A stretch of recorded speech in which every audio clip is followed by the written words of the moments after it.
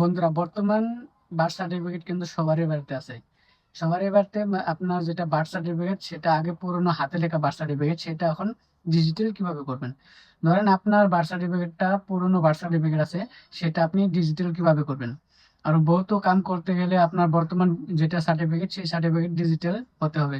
ধরেন আপনার আধার কার্ড বানাতে পারবেন না, আপনার আধার কার্ডের ডেট অফ বার্থ কারেকশন মারতে পারবেন না, যে কোনো কাম আপনি করেন, কোনো একটা কাম করতে পারবেন না। তো সবকিছু কাম করতে গেলে আপনার যেটা বার্থ সার্টিফিকেট, সেই বার্থ সার্টিফিকেটটা ডিজিটাল করতে হবে। তো আপনার বার্থ সার্টিফিকেট কিভাবে ডিজিটাল করবেন সেই পদ্ধতি আমি এখন দেখাবো। তো বহুতেই জিজ্ঞাসা করে যে বার্থ সার্টিফিকেট পুরাতন যেটা বার্থ সার্টিফিকেট সেটা ডিজিটাল কিভাবে করব। তো সেই জন্য বললাম যে একটা ভিডিও বানিয়ে দেখিয়ে দিই বা বলে দিই।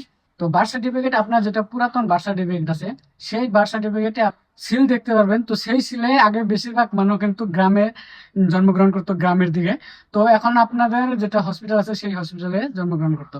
তো দেখতে পারবেন যদি গ্রামে করে থাকে, তাহলে সেটা আপনি কোন গ্রামে থেকে করেছেন, পোস্ট অফিসের থেকে করেছেন না আপনার পঞ্চায়েতের থেকে করেছেন, যেখান থেকে করে থাকুন সেখানে আপনি সেই কামটা করতে হবে।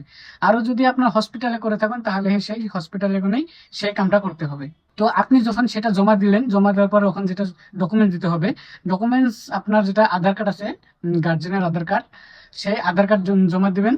আপনার যেটা আধার কার্ড আছে, সেই আধার কার্ড পুরনো যেটা বার্থ সার্টিফিকেট, সেই বার্থ সার্টিফিকেট, আর বা মা দেউতার যেটা আধার কার্ড, সেই আধার কার্ড, আপনার যেটা ভোটার কার্ড, সেই ভোটার কার্ড, এগুলো সব ডকুমেন্টস সেখানে জমা দিতে হবে। আপনাদের যেটা গাঁওবুড়া, সেই গাঁওবুড়া সার্টিফিকেটটা হলে আরো বেশি ভালো হয়। তো সেই গাঁওবুড়া সার্টিফিকেটটা হয়ে যাবেন।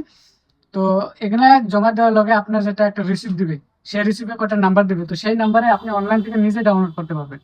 তো সেইটা কিভাবে আপনার সেই নম্বর দিয়ে ডাউনলোড করে আমি এক ভিডিওর মধ্যে দেখে দিছি কিভাবে ডাউনলোড করে। তো এইভাবে আপনি সেই নম্বর দিয়ে আপনি বার্থ সার্টিফিকেট ডাউনলোড করতে পারবেন।